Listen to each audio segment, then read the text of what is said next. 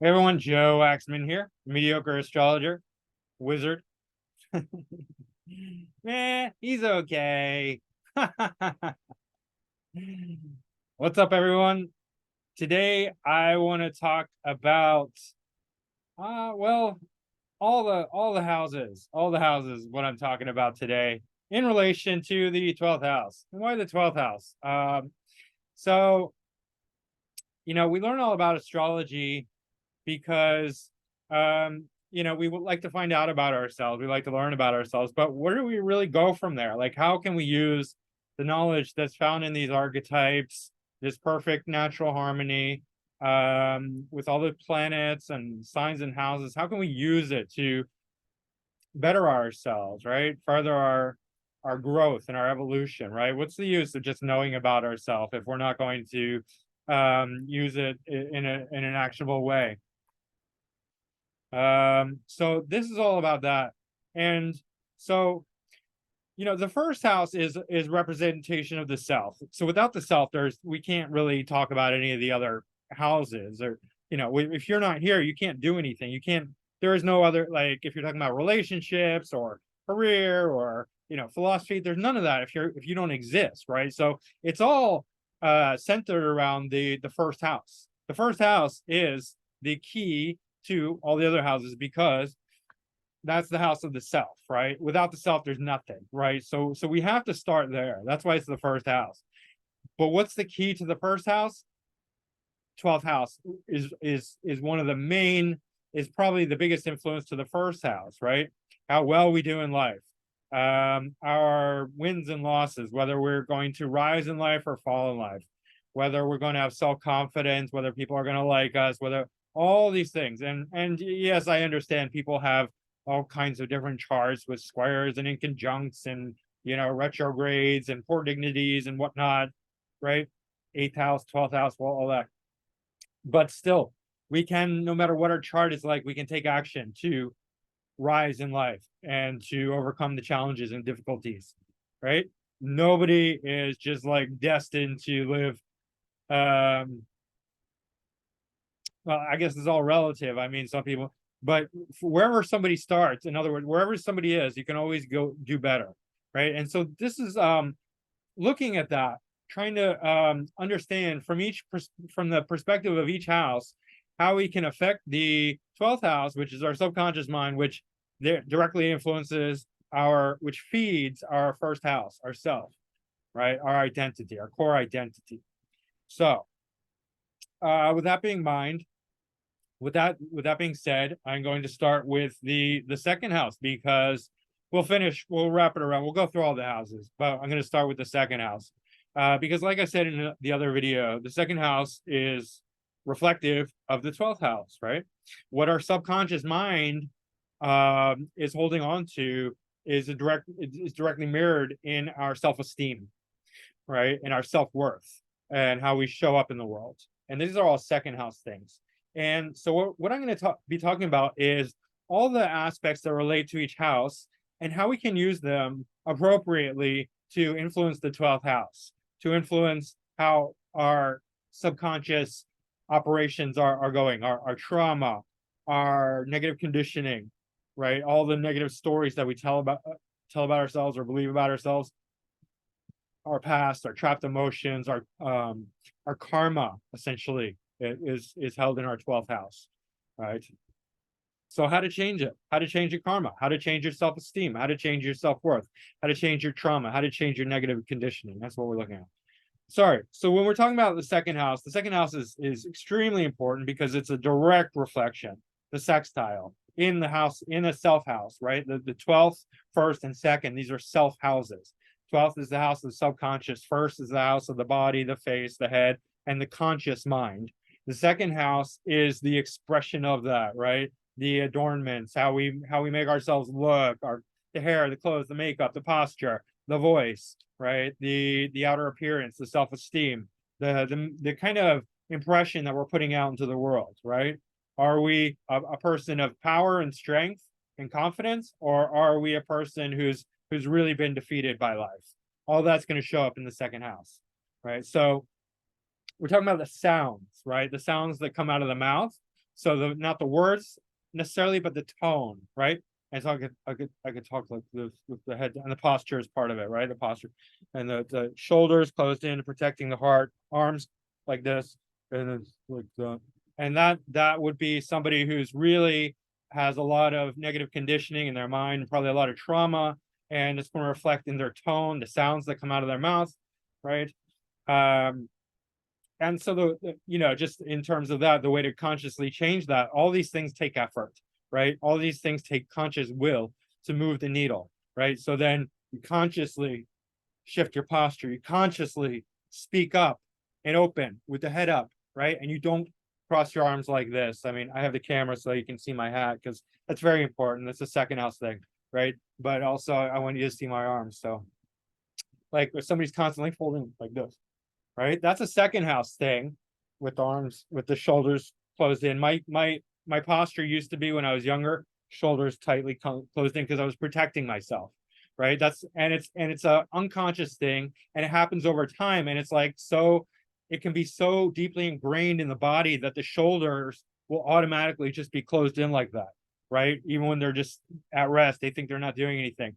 You can see. So like consciously, you have to open up your chest, right? Open your arms. Don't sit with your arms crossed, right? Don't sit with your legs crossed. Sit with more open posture, right? The sound, the tone, speak up, keep your head up, speak loudly so people can hear you, right? Singing, right? And these things can go either way, right? There's positive and negative influences. You can sing ugly songs, right? Songs that are horrible, heavy metal and stuff like that, right? And it's not a judgment. It's not a judgment. It's just the vibration. What we're trying to do is raise the vibration. So if you're singing low vibration songs, you're going to lower your vibration, even if it feels good temporarily, right? Crack cocaine feels really good temporarily. So does, McDonald's and like Coca-Cola and, French fries.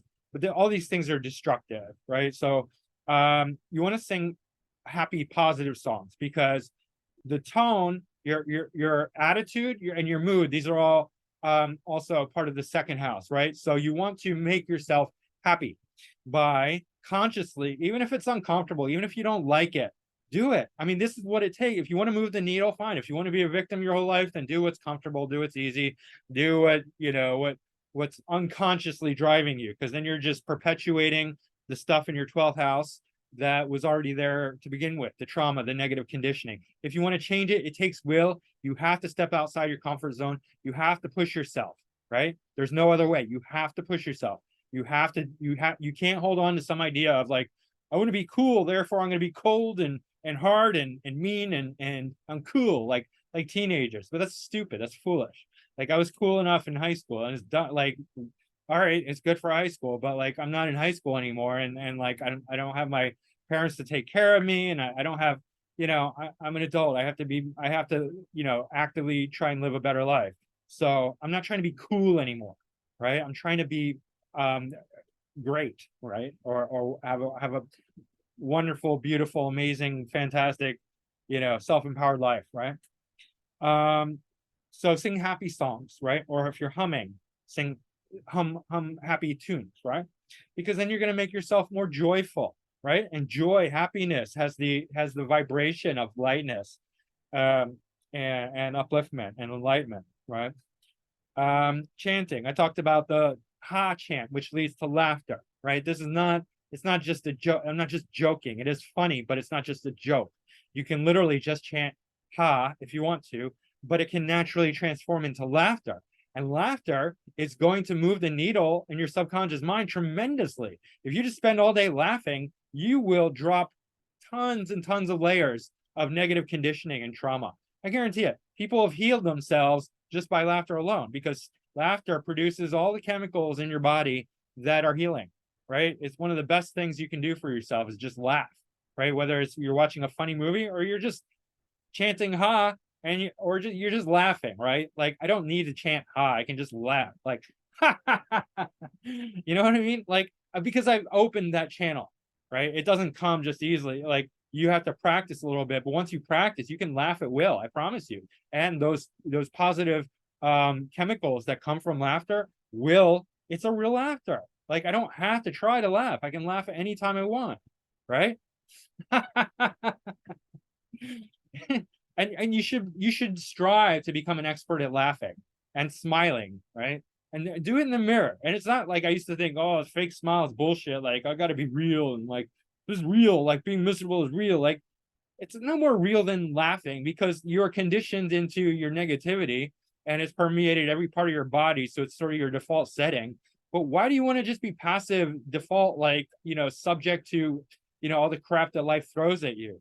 Like, we have to grow up at some point and realize that our life is um in our control by our choices or lack of choices, right? If you don't do anything, then you're in your default setting, which is most likely going to be negative, right? It's going to be downhill. And therefore, you're just a victim of your unwillingness to stand up and be an adult and take action, right? Take action, take tremendous action. That will do wonders for your self-esteem. So go against yourself, right? That's really important. Go against your natural, it's not really yourself, it's the default unexamined conditioning that we all have, right? Go against that. Challenge it. Like, challenge the notion that you have to be miserable. Who says? Who says? Who says happiness has to come from the outside? Who says? Who says you can't make yourself happy? Who says? Right? Fuck all that. Like I'm my own source of happiness. I don't need anyone to make me happy. I don't need any external thing to make me happy. Yes, there are things that I want because I'm alive and life is full of experiences, and that's okay. It's okay to want, but I still have to take the bulk of the initiative to be responsible for my own mood, my own happiness, my own direction in life, right? It's not going to just happen. You have to take action, right? So be happy, choose happiness. Happiness is a choice, guaranteed. It's not going to come from anything external. There are billionaires who've been miserable and who've killed themselves, right? That money, wealth, success, that's not going to bring happiness. You have to decide that you want to be happy. And if you decide that for real, if it's really honest, you will be happy no matter what you have. And then when you decide to be happy, that which you have will continue to grow because you're appreciative of it. It's like Jesus Christ said, or in the Bible, it's somewhere, I think, I can't remember where, but said, to those who have, it shall be given to those who have not, it shall be taken from, right? If you have the attitude of have not, meaning that you're counting all the things that you don't have, you're going to lose. You're going to lose in life, right? If you're counting all the things that you have and that you're grateful for, and you choose to be happy because of that, then you're going to gain, right? That's the trajectory of life. You decide. It's up to you, right? You're not a victim. It's your choice. So laugh all the time. Go in the mirrors, just like every morning. Every morning when I take a shower, I have a habit of cleaning my body with a hot damp cloth. Every time I go in front of the mirror, I start laughing, right? Because I'm laughing with myself, because I'm changing the relationship of how I feel about my own face. And what that does is that when I feel good about my own face, my own body, then I can go out into the public, I can go out into the world, I can go out on like camera, and that's going to radiate out. I don't even have to try. It's going to see, like, if you have a really negative self-image about yourself, like, oh, I hate my face, I'm ugly, I'm fat, I'm stupid, blah blah blah, you're gonna hide, right? You're not gonna be, you're gonna try and like fake it, but it's gonna be really difficult if you're only faking it if you're only pushing in one area. It's not really faking it, it's like you're trying to push the needle. But if you're only doing it in one area, it's only when you're with other people, you're like, hi, but really you just want to crawl back into a shell and like run away.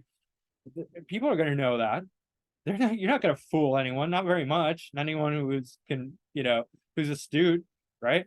And people are going to respond to that, even if they don't consciously know that. Their subconscious will pick up on it, right? It's totally true. So develop a habit of rewiring yourself with your own actions by laughing in the mirror with yourself, right? It's tremendously healing. Like you'll be, and then because of the positive feedback, because of the positive chemicals that your body's producing, you're actually going to look better, right? I know this sounds funny, but you will, because you're changing your own self-image, and so it's affecting how you look and how you feel, and literally it'll change your face. You'll become better looking, right? You're going to glow when you do this. Yodeling is another one, right? If you like to yodel. Whistling, I used to whistle a lot. I don't really whistle much, but if you like to whistle, can't really do it right now. Anyway, whatever. Humming, like, okay. And then the way you dress, right? And so this is about like, so when you go out, you want to look nice when you're with friends, whether you're going like to any sort of, official anything, whatever. But even when you're not, right? Like how much respect do you have for yourself? Like how much do you honor your own self that you're willing to look nice and clean even when you're not saying, let's just say like you're spending the day at home. Are you wearing dirty clothes? I mean, I'm not saying you have to dress up in like nice, business attire or evening gown, whatever, right? But evening attire, public attire. But like, is it clean? Is it are you respecting yourself even when nobody's looking? Right? These things count. You're, and if you're only concerned about what other people can see with their eyes, you're missing out because people pick up on these things subconsciously. If you're doing things in your own private bed or when nobody's looking and you don't tell anyone because you're like nobody's going to know, they actually will know. And I'll tell you why, because it's going to register in their subconscious, like I said, right? And they might not know consciously, but somebody's a liar, a cheat, a steal, they're drinking and doing drugs, but they have this really ironclad facade and they think nobody knows all that stuff. They're gonna know.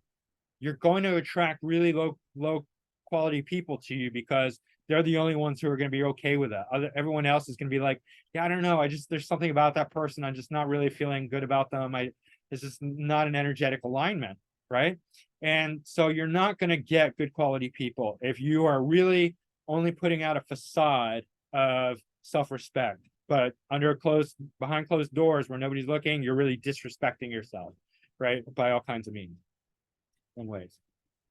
So the dress, the hair, the makeup, the jewelry, right? The watches, all the surface stuff. This is all second house and reflects your subconscious, right? Do you respect yourself or not?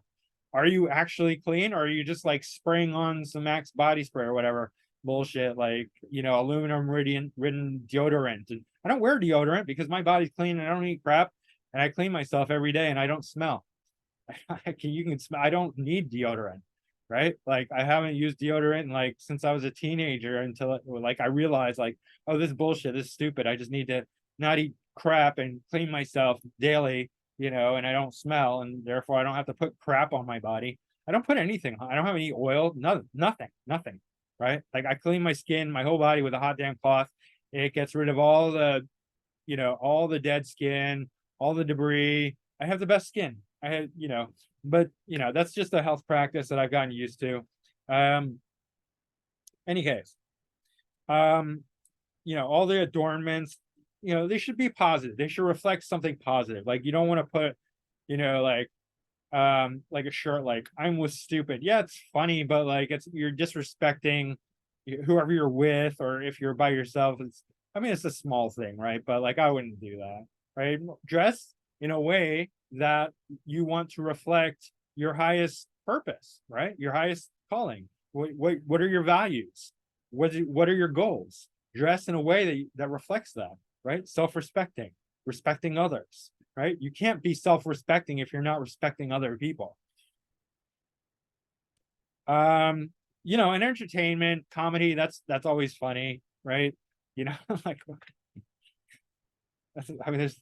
it's cool. I love the idea of being a wizard. I don't actually think I'm a wizard, although astrology is kind of wizard. It's occultic.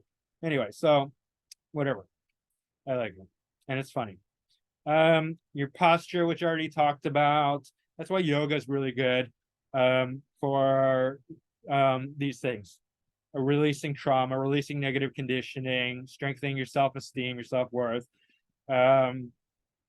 Your vocal tone, your cleanliness, your hygiene, all the things that you do when nobody's looking. So I had to write all this down, so I'm just kind of reminding myself. So the food and drink is really important, like really, really important. That's one of the things that people don't realize just how important it is, right? Like, are you eating at McDonald's? Are you constantly getting pizza and like, Coke and like, junk food and stuff like that? you are lowering your self-worth, because this is crap food, right? Like, if you want to raise your self-esteem, you have to feed yourself quality food. If you're eating the crappiest food on the planet, which fast food is, right? And all the, like, I mean, pizza, like, get better quality pizza. If at least if you're gonna eat pizza, or like if you're gonna eat a burger, get a, like, at least a good quality burger. But I mean, still, like, it's not even the meat thing, it's the frying thing. You're burning the fat and the protein, and it's becoming carcinogenic, right? If you really want to respect yourself, you have to choose healthy food and drink, right? Alcohol, yeah.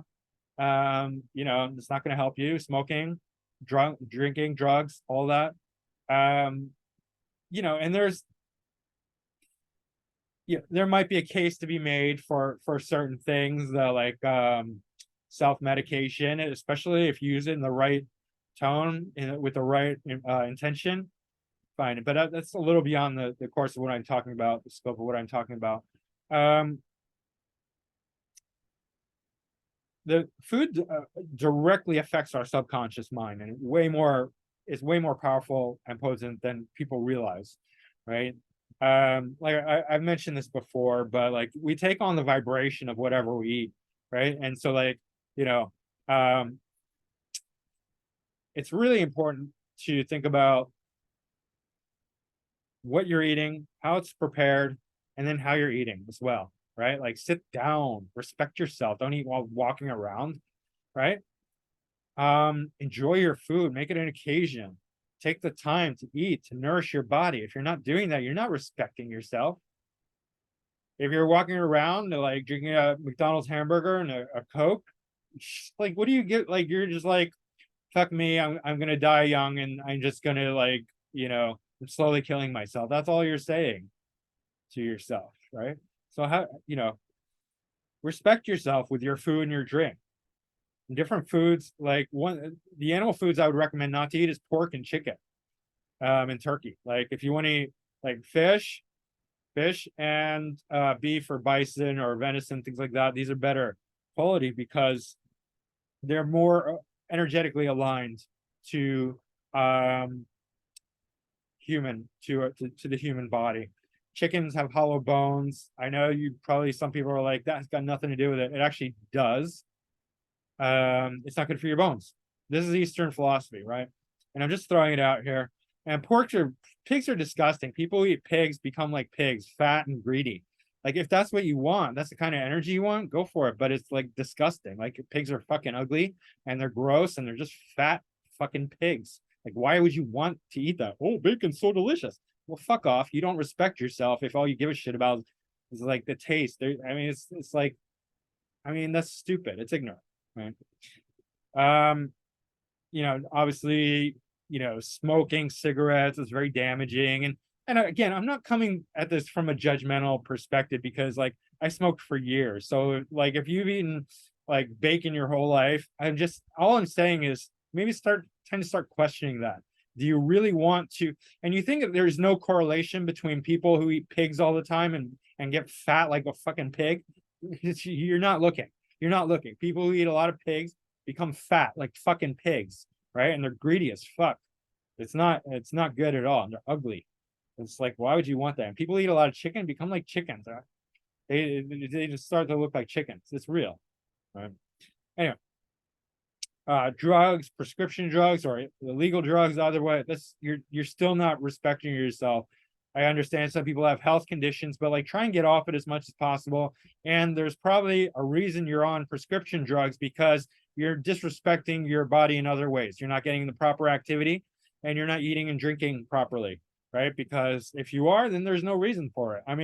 If some people who are born with certain defects or genetic diseases, I can understand that. So I'm not trying to make a black and white statement, like, or anything overly dogmatic, but most of the diseases that people have, they cause themselves. It's 100%, right?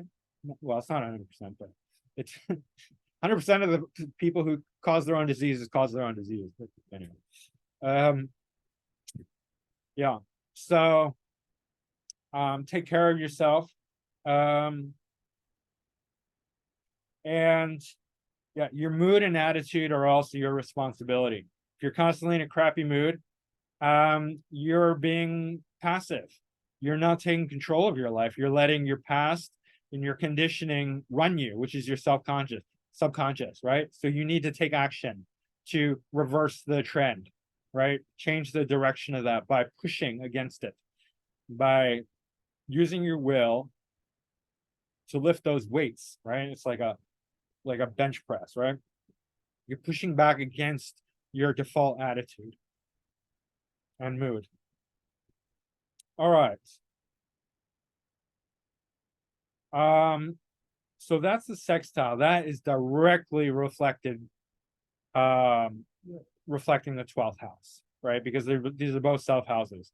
But then we get to the square, which is the third, and the square has a bit of a conflicting nature with the 12th house, the third house, because it's going to stimulate and activate it and motivate it. And we do this by writing and speaking and communicating with words, right? Um, or working with your hands, right? So we go to like, you can people talk about like writing in a journal, that's great, writing letters to yourself, speaking to a therapist, speaking to a friend. These are all very important things. And what they do is because of the square, it's going to activate your subconscious. It's going to jog it. It's going to get you to become more aware of the things that you weren't aware. And like, through journaling, writing, speaking, you're going to discover things about yourself that you weren't fully aware of, right? It's going to bring it from subconscious into conscious, right? Because the first house is the house of conscious, is sextile the third house. So there's that direct connection, making bringing making the subconscious more conscious, right? Anything working with your hands is going to stimulate that clapping. Like when there's like a group of people and a performance and then people clap their hands, right? It's a very positive, stimulating thing. Or when somebody's happy and they want to celebrate, yay, right? That is good. That's a very positive. It disrupts the negative. It disrupts the subconscious mind.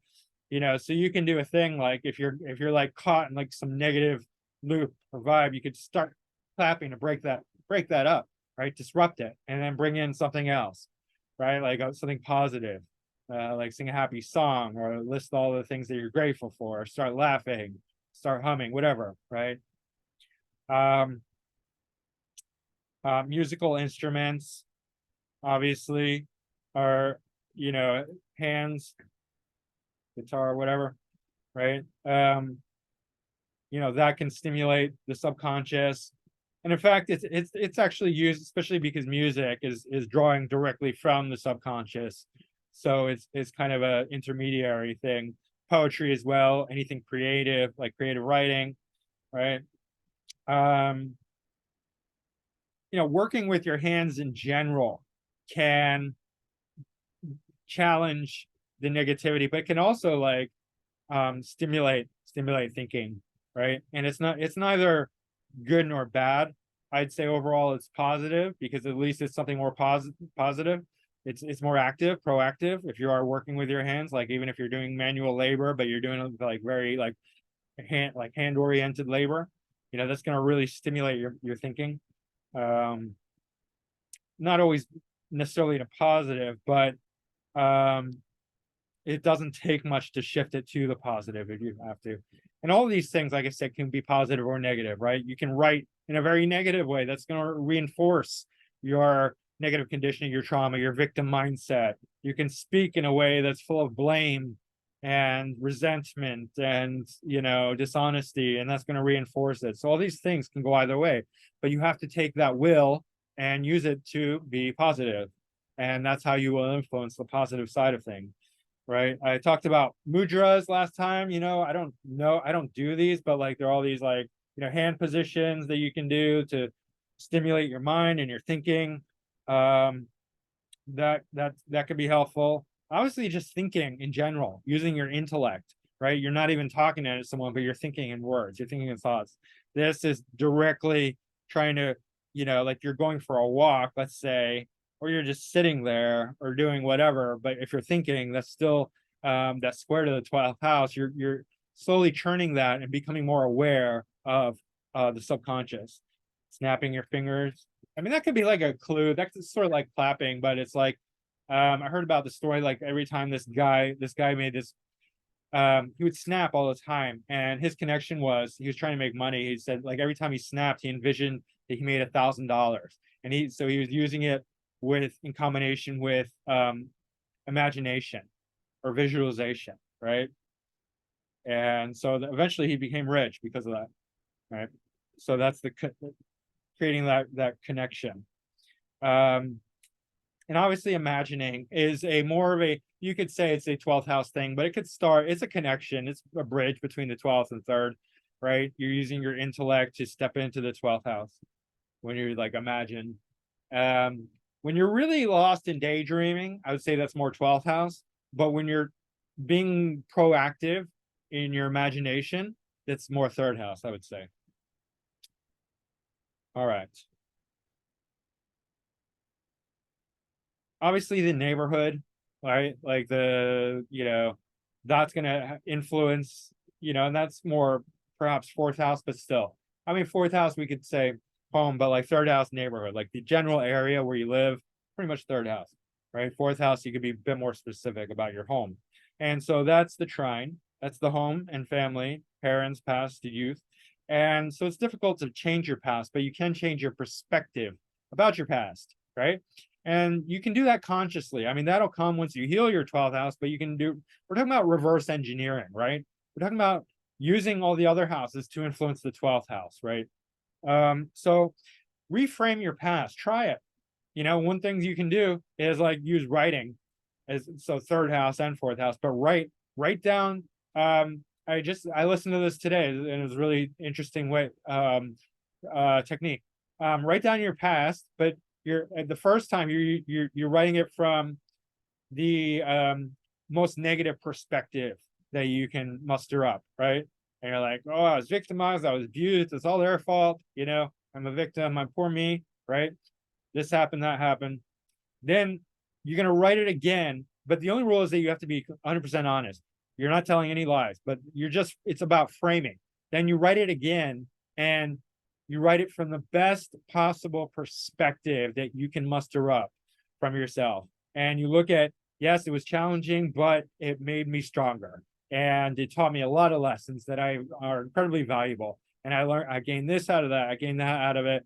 And, these people, although, it did hurt, they were doing their best and they didn't know any better. You're really pushing yourself to conjure up the best framing, perspective, paradigm of your past that you can, right? And that, in a sense, is changing your past, right? You're changing your perspective about the past, and that changes the past. Your home itself. I mean, if your home is run down, what's that going to do to your self-esteem, right? And if you're not willing to do the work or spend the money to get a new paint job because all the paint's peeling and the roof is leaking and all this and that, it's a negative influence on your own subconscious mind, because you're willing to put up with a negative house, a negative home, negative surroundings, right? So that's important. Is your home clean? Are you taking the steps to make it as good as a home it can be, right? Your parents, right? How's your relationship with your parents? Have you forgiven them for the things that you felt hurt by or victimized by? Have you contacted them to try and resolve those things? Have you told them what you want, what you need from them, what you want from them? Have you had that real close connection? Have you healed? That's all going to be very important for your 4th house. It's a direct connection. Okay, let's go to the 5th house. This is inconjunct. So the inconjunct to the 12th, it's obviously trine the 1st house, but it's inconjunct the 12th. And so what does that mean? Well, the 5th house, obviously, also deals with the past because it's like our schooling, our education, our youth, you know, the bully at school was a part of our fifth house past, right? And so we have the same relationship that we do with our fourth house, to where we have to reframe it, rewrite it, try and write the best possible perspective you can about your past. But when we're talking about, the fifth house, it's basic education, right? Did you get educated? Did you get educated beyond general education? Did you get a basic education in, your career path or whatever you want? If you don't have a general education in the thing that you're trying to achieve in life, that's gonna be a problem, because you're not going to feel you're going to feel like an imposter because you don't even have the basics down. You need to study, you need to understand the basics, right? Kids are a part of the fifth house. And how often are people motivated by their kids, right?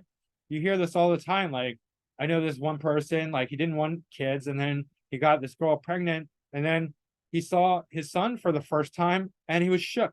He was completely, turned his life upside down, and he became obsessed with his child. Of course, that's gonna, if you're healthy, if you're not completely messed up in the 12th house, that's a normal reaction. Like, people love their children because they see themselves, right? And so there's this bonding, and it's hardwired into our DNA. It's like unavoidable. You can't help it. You have it's, again, barring the really fucked up people, right? The normal reaction is just an instant love, like a deep, deep, deep love of your child. And that is hugely influential on your, a lot of people cite their children as their biggest motivations in life for changing their, whole life around. I can testify to that. Like, my son makes me want to be a better man all the time. So it's a huge motivating factor, right? And that's that 12th house. That's the in conjunct, because it's a very powerful, it's like the, yeah, it's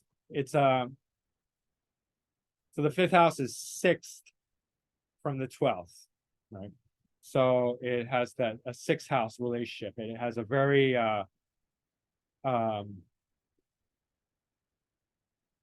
mundane but competitive driving quality. It makes you work hard, right? And especially for your subconscious, to rearrange your subconscious. Romance is also a fifth house thing. And let's see, I mean, that people it's not, I wouldn't say it's, I guess when you're in love, when you're feeling the romance, it's very powerful, right? Ultimately, I mean, kids are probably a greater motivator, but if somebody's in love, that can be an extremely powerful motivational force, right? To change, to become better, right? So you can use that for positive, but then again, I mean, it can go the other way too, depending on what kind of person you're involved with. But yeah, there's that. Like, and then so like entertainment, performance, these kinds of things, especially if they're positive, then they could be a very positive influence on your subconscious mind, right? So whatever you choose, like the kind of entertainment you choose, the kind of music you listen to, the kind of art you enjoy, the movies, the games, all of that, let it reflect your highest morals, your highest values, your goals in life, right? If you're watching, like porn and horror movies all the time, and like, really disgusting, like gore stuff, it's not going to help you, right? And I'm not connecting the fifth house with sex. I'm connecting it with entertainment. Don't get it confused, right? Sex is actually an eighth house, but if it's entertainment, if you're not actually having sex or you're self-pleasuring, right, that's kind of fifth house, right? Anyway, yeah, art, games, let them all be positive, let them all reflect what you really want in life. So you have to be clear about what you want, right? And I don't recommend looking at horror movies. They are not healthy. They're not, there's they are a sick they're an unhealthy expression, right? So is porn. These are not healthy things. So is gore. So is ultra violence. All right. All right. And I'm not talking about being dogmatic. I mean, I did watch John Wick, and it was a little more violent than I like, but it's like, yeah, whatever. I mean, generally speaking, I choose really good movies that are very positive, that make me laugh, or that make me feel good. The sixth house is directly opposite to the 12th house, so it's a direct influence on the 12th house, right? We're talking about service to others, in the most positive sense about the sixth house. We're serving others, right? That is a great way to influence your own subconscious mind, right? In the Hindu tradition, they call it seva. It's one of the main spiritual practices, service to others. Seva. It's how you reduce your own karma, right? Karma is the 12th house thing. It's how you're going to lighten that karmic load, how you're going to change the negative conditioning, right? You're helping other people. It's also how you influence other people because it's sextile the 8th house, right? So you want to serve others. Your daily routines, your habits, these are all going to be hugely impactful on your subconscious mind. So make them positive. I get up every morning at 5.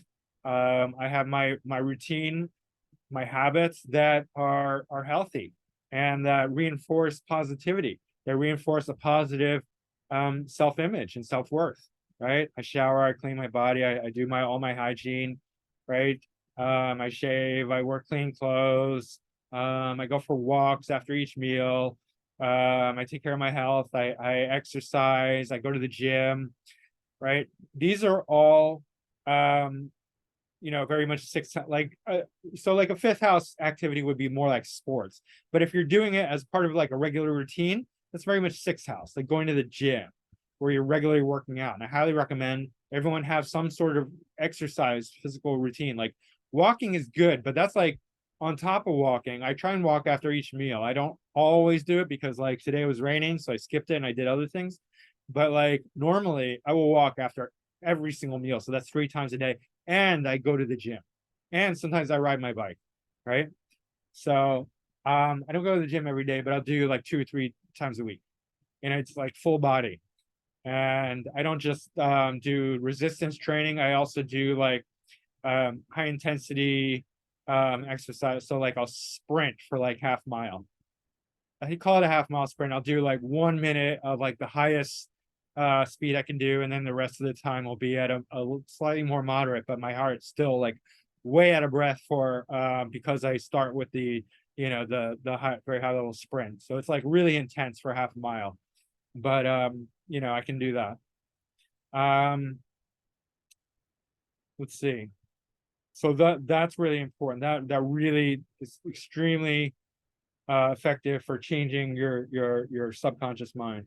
The mundane life, like everything, like how respectful are we in our daily life of ourselves, of others, right? That's going to hugely influence how we feel on a subconscious level about ourselves, even when nobody's looking, especially when nobody's looking, right? That's the time when you need to really pay attention. When other people are looking, we already have the pressure. Like they're going to judge us if we do something, that's out of line, whatever. When nobody's looking, that's where we really need to keep the guard up, because that is going to, create the deep level of what we accept about ourselves, or how disgusting are we when nobody's looking, right? How what kind of crap are we eating when nobody's watching? How much are we gonna like drink and be miserable, or whatever it is when nobody's looking, right? I was talking about this before, but yeah, so like the mundane life, do you clean your dishes properly, right? Do you clean the floor? Do you cook your food, or are you just lazy and you always get takeout, right? It's better to cook because you know what's going into the food. It's not like your job. You're putting love into it. You're putting the best ingredients into it, right? Even expensive restaurants can use crappy oil, right? That's a thing. So like depends on what you get. Like if you're just getting if you're getting anything fried, they're probably using crappy oil.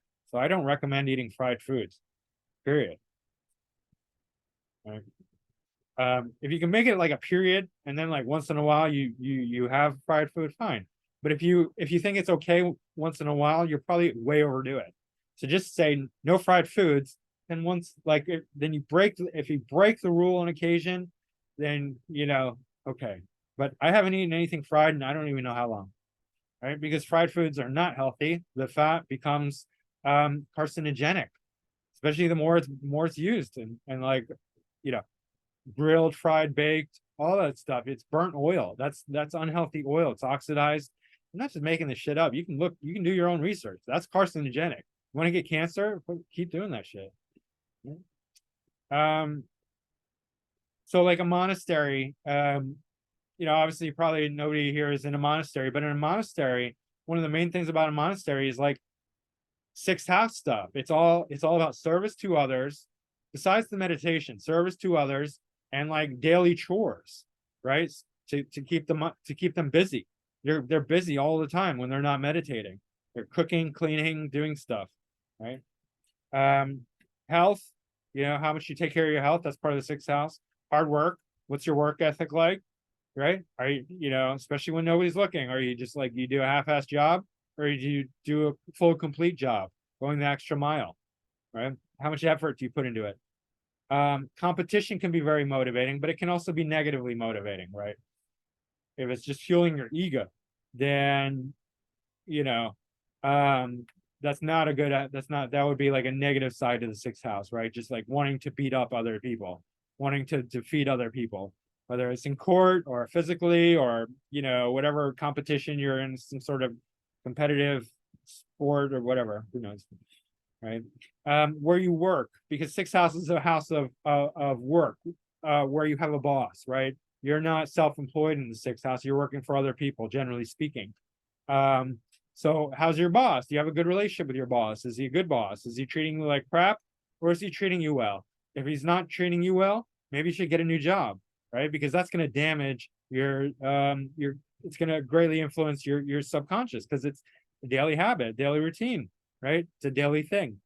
And so anything that it is on the daily level that we repeat, and this is why mantras work, because the repetition. Some mantras are more hokey than others, and you don't know what you're like. If it's a lie, then you're just coding kind of like dishonesty into yourself. So like, be careful what you choose as your mantra. It's got to be at least open to being true. Like some mantras are more open, some are more closed. Like you can't just say like I'm rich when you're not rich, because it's false. It's not true. But you could say stuff like one I think it's Jen Sincero. She's a like a self-help guru, and she said her mantra is money flows to me freely and easily, right? That's not a lie, right? Because that's like a conditional kind of thing. It's like it's a suggestive thing. It's like money flows to me. It's an active, it's not like a static state, it's an active state.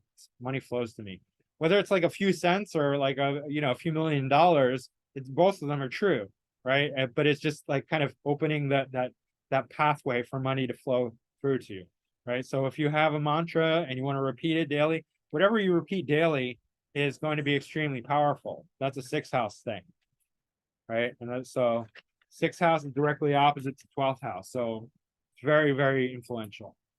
Now the next we have the inconjunct to the seventh house. The seventh house is obviously opposite the first house, but it's inconjunct to the seventh house, and it's eighth from the seventh, or eighth, sorry. It's inconjunct from the 12th house, and it's eighth from the 12th, right? So that's actually a very powerful house for the 12th house, right? So the people, our partners, who we marry, who we do business with, personal relationships in general. So just quick, the difference between the 12th house, or sorry, the 10th house and the 7th house is that the 7th house is the masses, but it deals with personal relationships, right, with other people. The 10th house is not personal, it's public. So we're not talking about personal relationships when we're talking about 10th house. We're talking about personal relationships when we're talking about 7th house. This can mean one-on-one, but it can also mean large groups of people that still has a kind of personal interactive quality to it, right? So we're talking about people, partners, businesses, marriage, things like that. Extremely important, right? It's eighth from the 12th. So it's like a very powerful position. The eighth house is a very powerful position. And so it's deeply influential. Who we choose to marry, who we choose to be our business partner, who we choose to be our friends, who are the people that we're attracting to us. These greatly influence our 12th house in a way that's so it's in conjunct, so that the connection is very strong. Like if you have a partner who has like, especially if like the synastry comes up and they have like 12th house planets that are negative, that's going to be like, if they have a bunch of planets that line up with your 12th house in synastry, that can potentially negatively influence you. It can also positively influence you. It depends what planets they are, right? But it depends on their orientation towards those planets, because all the planets have different expressions, right? Higher and lower, right? So you want to be careful of that, right? Marriage, business partners, the deals we make, right? The handshake, right? 7th house is like all the handshake stuff. Whenever you make a deal, going to the market, buying, selling, trading, all the deals, whether you win or lose, whether you get a better half or worse half, whether you both win or both lose, right?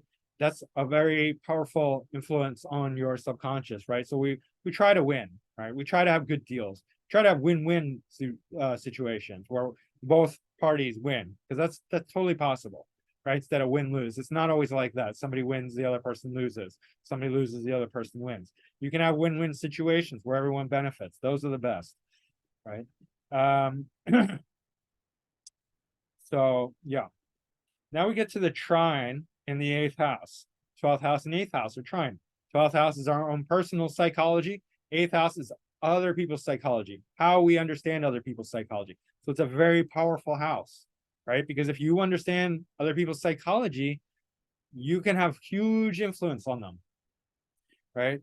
And so are you helping or hurting other people with this knowledge, with this power, whatever kind of, however deep your psychological awareness of other people goes, right? So that's going to, if you're hurting other people, that's going to come back at you. Yeah, initially you might think, oh, I'm getting, I'm, no, that's, what, yeah, like you're taking advantage of people, right? You're a con artist, and you calling you're looking for suckers, right, to take advantage of, and then like you might make money initially, but you're really ultimately harming your own subconscious mind, your own karma, because we record all these things not on a conscious level, on a subconscious level. That's where we store our karma. Our soul knows that we're cheating and lying and stealing and hurting and manipulating and gaslighting and taking advantage to try and gain the upper hand. It's going to backfire. It's not going to work. You're on a downward trajectory. It feels good in the moment, perhaps, but it's not going to work out for you in the long run. The other way to do that is to understand somebody's psychology and use that to empower them, right? That's what a good psychologist will do, a really well-meaning psychologist, right? Or a therapist or astrologer, even. We can understand people in ways that they can't understand themselves in the 8th house, and we can use that to lift them up, and that's a wonderful thing for our own benefit, our own trauma, negative conditioning, karma, right? Charity is another 8th house thing, right? And why is that? Because shared resources, and it's not equal shared resources. That's kind of like a 7th house thing. It's like where we set up a fund for people in need, or a charity, or a philanthropist, right? Jerry Lewis had Jupiter and Venus in Aquarius in the 8th. Not only was this for comedy, but it was also for Jerry's kids, right? He became like the biggest fundraiser ever, I think, right?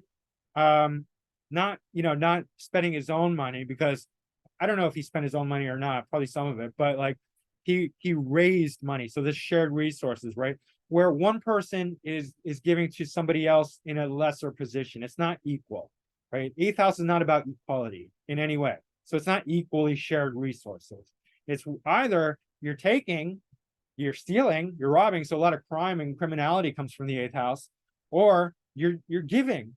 So there's always a different way that these houses can operate, right? Like Jerry Lewis, you're setting up a charity, right, for these kids, right, for Jerry's kids, right? And you know, if you're a huge philanthropist, let's say you make tons of money, but you also have like a bunch of eighth house planets, and you're generally a good person, you're probably going to be extremely charitable, right? Because of the shared resources. And that's going to be, of course, that's tremendously helpful for your self-esteem, for your self-confidence, for your trauma, for your negative conditioning. The eighth house also deals with secrets and occult and astrology, right?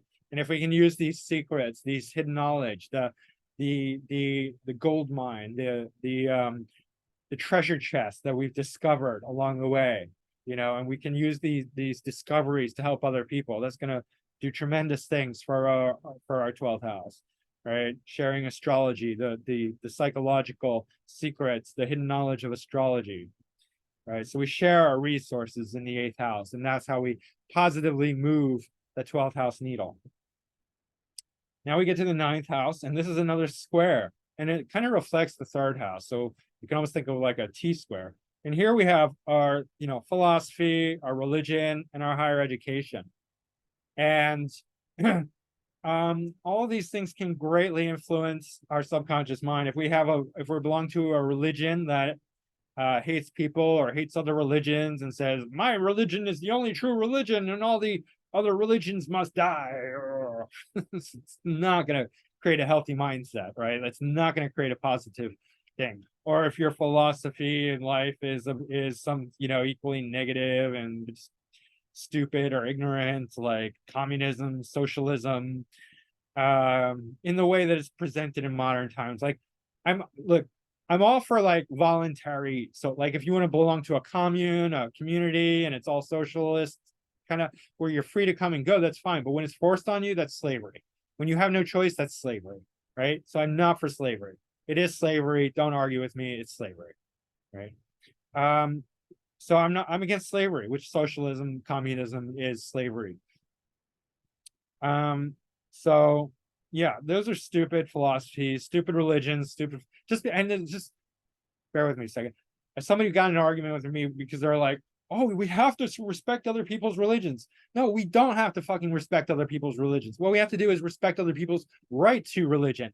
But if within a religion they're harming people, we can certainly and have a duty to object to that, right? If 80-year-olds are marrying 12-year-olds, we most certainly have to object to that, because that is anti-human, right? And I don't give a shit about if it's your religion, if you're hurting other people, right? Or like you're committing, or like, you know, genital mutilation is part of your religion. No. Or like child sacrifice is part of your religion. No. Like hell no. Or like rape or incest or any of these other horrible things, or like chopping off the hands or murdering people. Like no, right? No. Like fuck no. Right? So no. Higher education, right? On the contrary, we can have very positive philosophies that can greatly help our subconscious mind, our conditioning, right? And religions as well. Like I'm not anti-religion, I'm anti-stupid, right? It's a huge difference, right? If your religion is, if you're not like, oh, my religion is the only one, like shut up, just shut the fuck up. Like if you're only Jesus Christ, like no, I don't give a shit. Like fine, worship like whoever you want, call it whatever you want. But when you're like only mine, like whether it's Jesus Christ or Buddha or Allah or Judaism, whatever, like I don't give a shit. Like if you think you have the right answer and everyone else has the wrong answer, no, fuck off. You're delusional, right? Like I was just like, no, not doing that. But that being said, if you have a really good attitude and you want to be religious about it, yes, there are religious mystics who are very, very enlightened and they've gone through the path of their particular cultural religion. That's fine. I don't care, right? Higher education is a ninth house thing. That is also has like all these things has a dual side, right? You can be educated into believing the stupidest things. I have a PhD and that makes me better than you. You're just as fucking idiotic as the religious dogmatist, the religious fundamentalist. If you're like, oh, I have my master's degree, I have my PhD, that makes me better than you, that makes me smarter than you. No, it fucking doesn't. There are a lot of people with PhDs who are just idiots because they lack intelligence, right? You know, they can go, they're trained monkeys. They're trained intellectual monkeys. Big deal, right? And furthermore, what you know, what's the knowledge that you were indoctrinated by? You could be believing total bullshit. A lot of people do, right? Climate change is going to kill us. No, it's not. Shut up. You're dumb. Just want you to know that. Fucking no. Uh, Good to have fun. Adventure, right? Adventure is a ninth house thing. And yeah, you can have good adventures, you can have bad adventures, and these are going to enrich the mind. This is square again, so it's really going to stimulate the mind. It's going to stimulate the subconscious. You're going to become aware of things, right? Go to other countries. It's really going to shock you, but it's going to get you in touch with parts of yourself that you weren't aware of before. That's what the square to the 12th house is doing, right? It's same as the third house. When you're sitting there writing your stories and you're like, oh my God, I just realized this thing. You know, it wasn't, I wasn't aware of it, but it was always there. And now I'm aware of it. That's kind of the square thing. And then same thing, like if you have a big adventure, right? You jump out of an airplane, your heart's going a million miles a minute, you land, you're fine, you're like, wow, I just had a major breakthrough. I realized all these, you know, or like you're afraid of snakes, and then like, you know, somebody wraps a like a boa around your neck and you overcome your fear of snakes like in a heartbeat, but you have like a moment of freak out and then you get over it. Huge breakthrough. That's a square. That's an adventure, right? You go to some third world country and you never been there before. You have culture shock, but then you have like, you know, you see all the beauty and the wonders of what it's like. You know, that you have nothing like that in where you're from, and it's like eye opening, mind blowing, liberating, and it expands your consciousness, and you become aware of all this stuff that you weren't before, right? That happens. Of course, the negative can happen too, and you can get robbed and cheated and, you know, take abused, or just have maybe you break your jump out of your airplane and break both legs or something like that. Could go negative. You know, anything's possible, but and then you develop a new phobia, right? So do it right. That's what I recommend. If you're gonna have an adventure, do it right.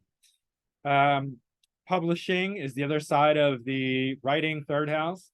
So you write in your journal in the third house, you write a book and you publish it in the ninth house. That's, you know, going to dramatically change how you feel about yourself, right? Same thing, like if you're highly educated in a field, like you're an expert, that's good. Then you become like an authority in that. You have tremendous self-confidence. You know, you have faith and belief in yourself, of course. Belief systems in general are part of the ninth house, right? What are your belief systems? What are your core belief systems about life? I mean, it's philosophy, right? It could be a positive or negative, right? So choose a positive one that's embracing. It doesn't say I'm right, other people are wrong, right? In a fundamentalist way, in a dogmatic way. I know some of you are like, well, you do that all the time. Yes, but I mean, it's unavoidable to a certain extent, but like you have to, like, I don't have a religion that says my religion's right, everyone else's religion's wrong. I'm saying what's wrong is the dogma, right? Of saying I'm right and you're wrong. Yes.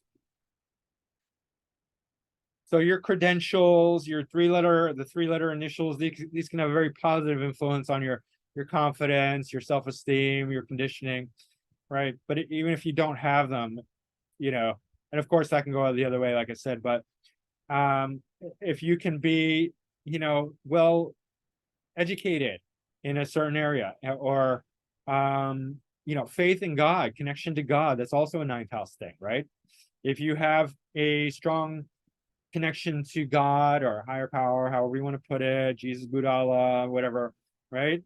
Nature, the universe, sort of, you know, however, there's so many different ways. Tao, you know, doesn't matter your language or definition, as long as it's like something else, something that is bigger than your ego, something that's not your ego, something that's like includes all of life, right? Expand your some people are like, their definition of God is so narrow. They have a whole list. It's not God. That's not God. That's not God. That's not God. Well, guess what? Your vision of God really isn't God. Like if it's so limited and constrained, that's not what I'm calling God. That's not what I'm calling God, because God's really everything, and the whole universe is God because it has to be. Like God doesn't make things that are not Him, or it's not even a him. It's just honestly, God's not a male. I mean, it's not a female either. It doesn't have a gender. It's beyond gender, but it's all of it. It's everything, right? We're God having a dream. We're God sleeping. We're God playing. We're God pretending, right? But it's a very elaborate pretense because it's God. Right? This is all God. It's all God, all of it. So if you can have a very evolved conception of God and the universe, that's going to do tremendous things for your subconscious. So work on expanding your vision of your belief system, your connection to God, your relationship of God, how you understand it all. So next we get to the sextile, the 10th house. And this deals with, so there's a direct reflection of your 12th house, your public image. What does the public think about you? Right? Not necessarily what your friends think about you or your family or people who know you on a personal level, but do you have a public image, or are you invisible? Right? I mean, maybe you have no public image, right? Or a very limited one. But if you have a public image, what do people think about you? Do they think you're an asshole? Well, maybe you ought to look at that, right? I know there have been plenty of times where people thought I was an asshole, and I probably deserved it. Right? I probably was. Maybe not always, but probably a lot of the times. That happens. I definitely learn and grow as I get older. Career, public relations, right? And these are not personal. There's a clear delineation between public perception and how people who have a more personal relationship with us view us, right? Are you a leader? Leadership, that comes up in the 10th house. Are you a public leader, right? Not a private leader. A private leader is more of an 8th house thing. That's where you're a boss with employees. But are you a leader in public? This is where like politicians can really shine. Or I mean, CEOs, politicians, leaders in general, right? Not just politicians. Leaders in general, public leaders, public influencers. Yeah, those types of things. Your notoriety, your recognition, how recognized are you? These are all 10th house things. And there's not a lot that we can do in the 10th house besides putting ourselves out there to a certain extent. I mean, I think, some people probably don't need to do this, but probably a lot of us do need to put ourselves out there more in order to get that, to work with the public perception, right? And so to get a healthier public perception. And there, like I said, what are the action steps that we can take? Well, we can put ourselves out there, and then we can take steps to correct or improve our public perception, how the public perceives us. If the public hates us because of things we've done, we're going to have to look at that and realize that maybe we didn't do the best job we could have, or else we would have gotten a more positive response from the public. Maybe we need to correct that, right? Yeah, fame also comes up in the 10th house, right? So again, it's the same stuff. Like how are we perceived by the public? Are we famous or infamous? Because those are two different things, right? And they can go either way. When Charlie Sheen comes to mind, he was famous, then he became infamous, right? So anyway, this semi-sextile, or the 11th house, directly feeds the 12th house, so it's very important, and it's the product of the 10th house, right? The career success, our popularity, how much money we can gain from our success, right? It's also our friends and groups and networks, and it's very important to choose the right groups to belong to, because if you don't belong in the right groups, the right friends groups, the right social clubs, the right networks, they can pull you down, right? If your group of friends are all like low life, alcoholic drug addicts who want to, plan robbing liquor stores, well, you'll probably end up in jail, right? But if your friends are all millionaires who are, extremely athletic and want to help other people, not just make money for themselves, you're probably in the right crowd. Or if they're very like spiritual, compassionate, caring people, right? Or whatever your vision is for yourself, in your life, however you want to envision your best life. Choose those people to be your friends. Don't choose people just because you grew up with them, just because you went to high school with them. Really, really, like if you're not in line with those people or they're your family, draw those boundaries. Keep those healthy boundaries, right? The same with all the other social houses, relationship houses. We need those healthy boundaries, right? And it doesn't mean that you can't see them every once in a while, but don't make it a regular thing, because that's gonna directly influence you. It's unavoidable, right? Unavoidable. We can't hang out with people who are down here and we're up here and not have some, magnetic gravitational pull from the two extremes. It's gonna happen, right? If you don't want to drink, don't hang out with people who drink. If you don't want to do drugs, don't hang out with people who do drugs. If you don't eat junk food, don't hang out with people who eat junk food. If you don't want to be a victim, don't hang out with people who are constantly, think they're a victim and complaining about everything and blaming everything and, everyone but themselves. Yeah, so like same with internet groups. The internet itself is the 9th house, 11th house thing. Abstract thinking is an 11th house thing. So, and this is not everyone's strong suit, but it helps to be able to think really, really well on a high level, abstract level, in order to be logical. I mean, the other side of this is the intellect, the 3rd house, right? Basic thinking, basic logic, but the 11th house is like a higher manifestation of that, right?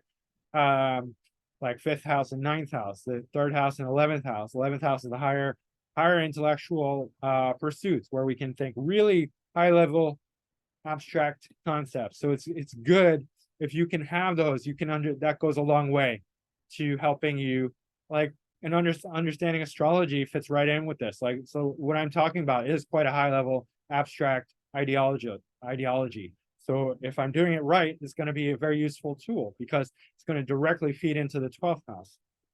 If I'm doing it wrong, then it's not going to produce good results. But so far, I think generally what I'm saying is pretty good. You be the judge of that, I guess, right? Your career success is going to directly influence how you think about yourself, your subconscious mind. Am I good or am I not good at what I do, right? So be good at what you do. It's easy to say, but some of these things we have less power over than others, but it's good to be aware of all of it anyway. Politics and social issues are also an 11th house thing, right? So if we're on the wrong end of politics, this kind of ties into the 9th house. It's reflective, right? Our belief systems ties into our politics, right? Politics and religion, 9th and 11th house. How we view social issues. These are still also going to fuel our own beliefs. For instance, like if you identify with a group of a social group who is constantly victimizing themselves and wants to blame other groups, that's not healthy and it's not going to help you, right? If your group thinks it's always the other group's fault and doesn't take any responsibility and is not proactive, I can understand like thinking that one side has a better vision for the future than another group. Like we can all choose, but it's when one group wants to blame the other group for their problems, when one group wants to victimize themselves and say the other group is at fault and to blame, and it's all the responsibility, all the onus is on them, and we're just poor victims, poor me, boo-hoo, right? If that's your group, that's going to really negatively affect your outcomes, right? It's going to have a really damaging influence on your subconscious mind, right? So the politics, the social issues, right? And how you think about the world, that's also 11th house issue. Right. One of the things for example, one of the things I have a really hard time with is how all of us, I know, and I get it, because people are dumb, and people just believe what the CNN and ABC, NBC, Joe Biden, whatever the mainstream media is telling them, right? But why we're so compassionate for Ukraine when we didn't give a shit about any of the Middle Eastern countries that we fucking destroyed, that we literally, America, went over there and fucking destroyed their whole nation. We're nation destroyers.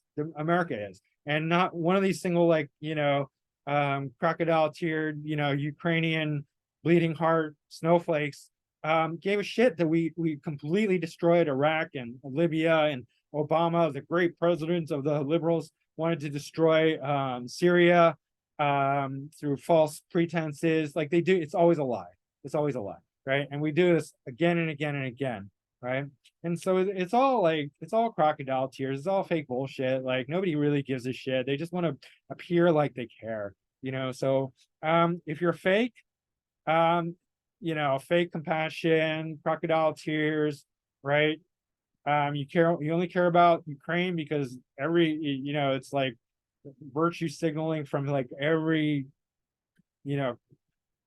news media piece, and every outlet, everywhere you go, it's like Ukraine, pray for Ukraine, Ukraine, Ukraine, Ukraine. When anyone who's really intelligent knows what's really going on, right? So yeah, if you don't have a clear, if you're dumb, your 11th house is going to be messed up. It's going to directly influence your 12th house. So try not to be dumb, I guess, is the takeaway. But no, if you do all these other things, then you're going to be smart. Your intelligence, your clarity, your abstract thinking, your ability to understand social issues and what's really going on, that's all going to grow and increase, right? So now we get directly into the 12th house, where it's a one-to-one relationship. Like, how does the 12th house affect the 12th house, right? So art and creativity, you're automatically drawing from the 12th house, drawing literally, right? No, you're that is the pool of creativity. I mean, it ties into the 5th house. 5th house is also a very creative house. 2nd house is more adornments, right, and beauty, right? So we can make things pretty in the 2nd house. But creativity is really, the pool of creativity comes from the subconscious mind, and as well as the 5th house is also very it's a very creative house as well. But when we're pulling from that deep pool of abstraction, of dreams and subconscious thoughts, we're bringing that out of us, and that's going to help a lot, right? But if we're feeding into the negativity, it's not. Like, if we're just making dark music, dark art, dark everything's like gruesome, dark, reflecting all the negativity in there, that's not really helpful, right? Remember, we have to be proactive, and we have to use our will to push the needle. Just because you like dark things doesn't mean you should do that, right? You have to push against your default setting, right? Try and make it more bright and colorful, and the kind of future that you want. Do you want a dark future? A dark future means like, drugs and alcohol and, crime and dark alleyways and homelessness and jail cells and disease and early death. That's what dark is, right? Murder, sex, abuse, rape. Like, that's what you want for yourself? No, right? I mean, do you want your life to look like a horror movie? I don't. Like, who would want that? So why are you watching horror movies? Why are your paintings look like horror movies, right? Why is your music reminiscent of a horror movie, or some really dark, gruesome stuff, right? That's what you want? No, it's not what you want. You have to push against that. Just because that's in your subconscious doesn't mean that's automatically what you put out, right? You have to push. You have to move the needle. Dreams are a reflection of our subconscious. So if you can be aware of your dreams, it's a way to bring them out of the 12th house into the 1st house is conscious. So if we can bring the things from the 12th house in the 1st house, that means making the subconscious conscious. That's very important. So dream analysis is great. Dancing is a good way to invoke the 12th house because of the feet and the creativity, right? It's, spontaneous. It should be spontaneous, like real dancing. Oh, I don't want to say real fake, but anyway, that was probably some use to contrived, or I don't, what do they call it? I don't know, just where it's like formal dancing, right? I guess. But still, I think like even more so, like like a happy spirited, warm spirited, spontaneous dance where it's not like form, that's good. But even if it's like formal dancing, just as long as it's like happy and positive, that's good, right? Visualization, you know, where I mean you're invoking the third house. I already talked about imagination, but you're also invoking the 12th house, right? With the third house, with the visualization, with the imagination.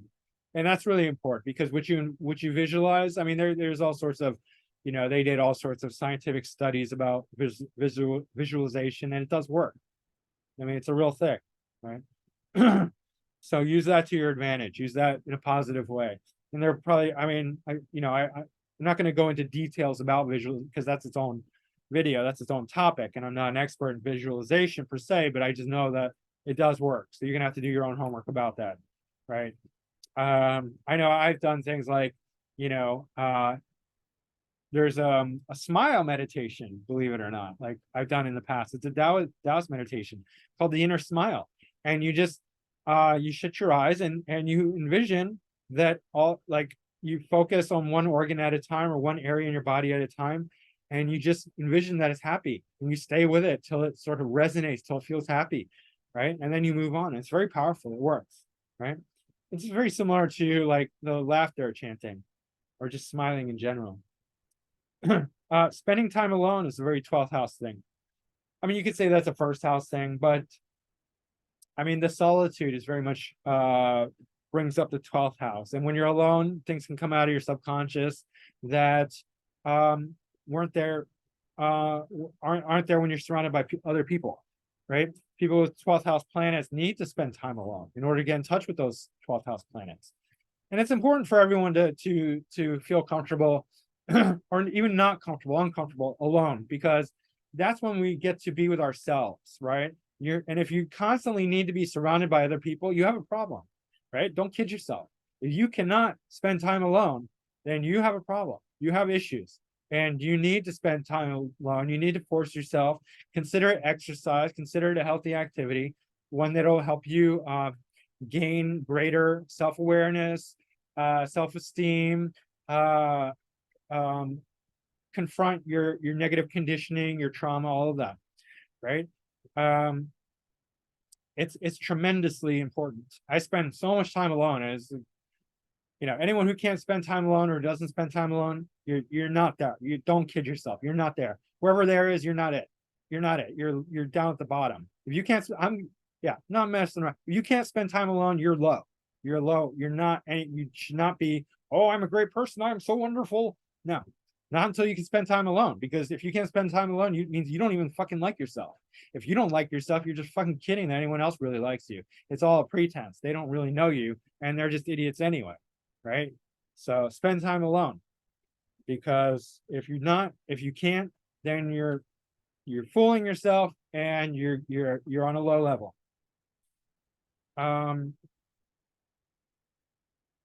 Yeah, so if you continuation without, if you need to be with your negative emotions, right? Whenever your negative emotions come up, which they will most likely come up when you're alone, that's where you need to spend time. That's what you need to sit with and just be with them, you know, neutral. Don't buy into any stories in your mind. Your mind's going to try and like hijack your whole system, blaming, resentment. Stay neutral, right? Don't react to that negativity that comes up when you're alone. Now, intuition is also a part of the 12th house, and if you follow your intuition, that will help you tremendously. And if you don't follow your intuition, that will not help you, right? So that's how to work with that. It's very sort of, I mean, I guess there's a gray area. You can sort of follow it, right? But you want to try and get in tune with what your intuition is telling you and follow it. Learn to follow it, right? That's going to go a huge way in helping you to grow and evolve, to heal your trauma, to uncover rewire your negative conditioning, right? Obviously, creating music is akin to creating art. Any sort of creative act is going to draw from that 12th house. And as long as it's positive, then it's, good, right? And lastly, we get to the first house. And the first house, really, the action that we take in the first house, really all the other houses. That's what we're talking about in relation to the 12th house, because the 12th house feeds the first house. But in the first house, we can sit and we can just be, right? It's sort of similar to the 12th house, but if we're just really just being with ourselves, neutral, in meditation, that's as much action as we can take on the first house, right? Now, other people might be like, there's different ways of looking at this. So I'm not saying like other perspectives of the other answers people will give are wrong. This is my perspective, right? So the way I see it is that all the action steps are taken from the other houses. They reflect back in the first house. And the key to the first house is the 12th house. This is subconscious. And it reflects in the second house, our self-worth, our self-esteem, which is also a direct correlation to how much money we can make in life, and how how empowered we are, how other people perceive us, right? So yeah, so in the first house, you just sit and you're with yourself, and you bring all your attention to yourself, to the here and now, to the present moment, right? To the breath, if you like. Or there's different kinds of meditations. Some people will chant mantra, some people will chant the name of God, whatever your preferred name of God is. Some people will just sit in silent awareness. But the point is that you're not thinking, you're being. So the first house is about being present, right? And why is it, what's the deal with the present moment? And I've had, some people push back on the present. They're like, why? I need to think about the future, and I need to remember the past, and blah, blah, blah, blah, blah. The present moment is that bullshit. Fuck Eckhart Tolle. He's an idiot, right? Like stupid stuff like that. It's really about how much fear we have, which is direct representation of how much trauma and negative conditioning and karma we have in our 12th house. Because the more fear we have, the more we're going to hold on to the past, the more we're going to worry about the future. And when our 12th house is really clear, really empty of trauma, negative conditioning, and karma, we can be present in the present moment. We can be here and now, and we're not worried, right? The next moment takes care of itself. This is all God's dream. So it's like, what do we have to worry about anyway? Be objective about it. If you understand that it's God's dream, some people don't even understand that. But if you understand it's God's dream, at least you can like constantly remind yourself, okay, this is God's dream. What do I have to do with it? Well, okay, you still have to invoke your own personal sense of will as long as you have that. But as that exhausts itself, you're just in the present moment. That's it. You're here and now, like Eckhart Tolle, right? Eckhart Tolle, I mean, we don't have to be. It's okay to recognize that certain people have very high levels of enlightenment, right? Eckhart Tolle is one of them. There's so many others, right? And you don't have to. It's all a game. We're all God.